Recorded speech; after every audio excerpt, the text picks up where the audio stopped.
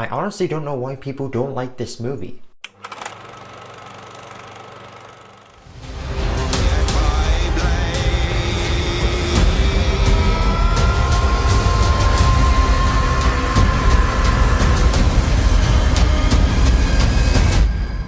So what happens now? You know what happens now. You're quickly becoming a legend.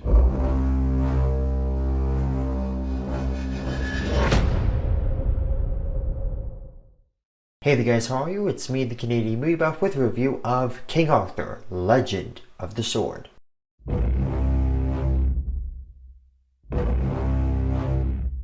You may not know who Guy Ritchie is, but you definitely know his work. The man from Uncle, Snatch, the Robert Downey Jr. Sherlock Holmes movies, Lock, Stock and Two Smoking Barrels, and the upcoming live-action remake of Aladdin.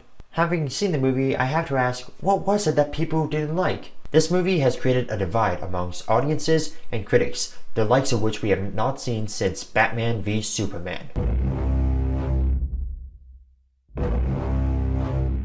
I have to give credit to the performances. Charlie Hunnam does an impressive job as a street-level Arthur, and Jude Law is intimidating as Vortigern. And Neil Mescal, Aidan Gilligan, Ben Kingsley Ben-Adir, and Isman Hussein all round out the supporting cast as strong characters that are more than just comic relief. As these future Knights of the Round Table go on this journey with Arthur, the interaction between them feels very natural. This take of the King Arthur legend is very different than the story we know. This Arthur grew up in the streets, learning to fend for himself and make money whenever and wherever he could. He's the last guy you expect to be the true King of England. He looks more like a guy who fell asleep in the gutter after walking home from the pub. Another spin they do is that they have the villain force every man in the kingdom to try and pull the sword out of the stone. Here's the thing, there's a rebellion being plotted against Vortigern. He figures that if he can find the true King of England, he can make an example of him. Whoever the king may be, he wants to put him on a pedestal and say, this is your figurehead right here, and oh, there goes his head. So yeah, maybe want to think twice before you start a rebellion against me, huh? Guy Ritchie is a director who knows that his job is also in the editing room. By blending long shots, whip pans, and quick zooms with slick transitions, and having the occasional scene that doesn't go from point A to point B, he makes even the most mundane conversations fun to look at. In a way, he's sort of the poor man's Edgar Wright.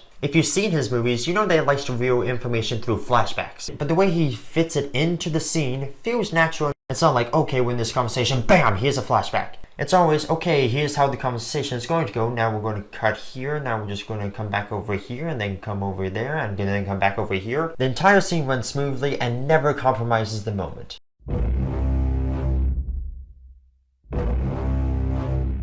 While most of the actors did a good job, I was seriously annoyed with Astrid Burgess Frisbee as the mage. That's it, she's just the mage.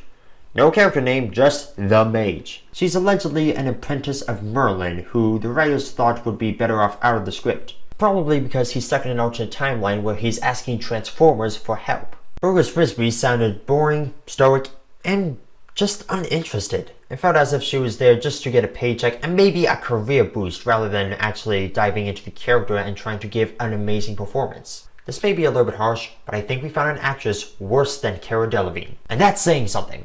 Now, English isn't exactly her first language, so it's entirely possible that this was her first English role, but when looking at other actors who've learned English as a second language and have done well for themselves, it sounds like a pitiful excuse. Don't believe that there are successful actors who've learned English as a second language? Well then, just ask Marion Cotillard, Mila Kunis, Andy Garcia, Penelope Cruz, Arnold Schwarzenegger, Christoph Waltz, and a previously mentioned actor who does a much better job, Djimon Hounsou.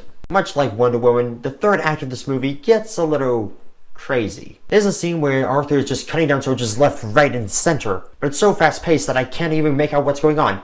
It's like zoom, wah, wah, wah, wah. If you played any RPG video game, you know what I'm talking about.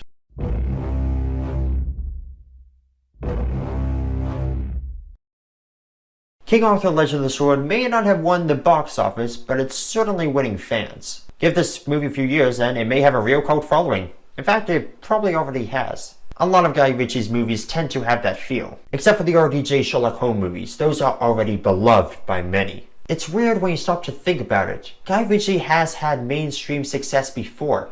How is it possible for him to take a character that's been adapted countless times and turn it into a billion-dollar franchise, but fail to make that same magic work for other revamped versions of previously existing material? Why is it he's able to get Comic-Con promotion, but still barely turn out a profit? Maybe he just got lucky that RDJ was becoming one of the biggest names in Hollywood, thanks to the MCU, and that's what propelled the movies to success. Maybe Charlie Hunnam doesn't have the same appeal as Robert Downey does. Or maybe people just weren't interested in another King Arthur movie. Whatever the case, it doesn't take away from the fact that this movie is thoroughly enjoyable. The action was fast-paced, but didn't become too distracting. The effects were cool, the acting was great, the comedy, although unexpected, flowed naturally. This take on the old tale was very unique in its style and substance. The only things I didn't like were the mage and that weird time freeze battle in the castle near the end. You should check it out as soon as possible because King Arthur Legend of the Sword is definitely worth watching multiple times, whether it's at the theater or on Blu-ray.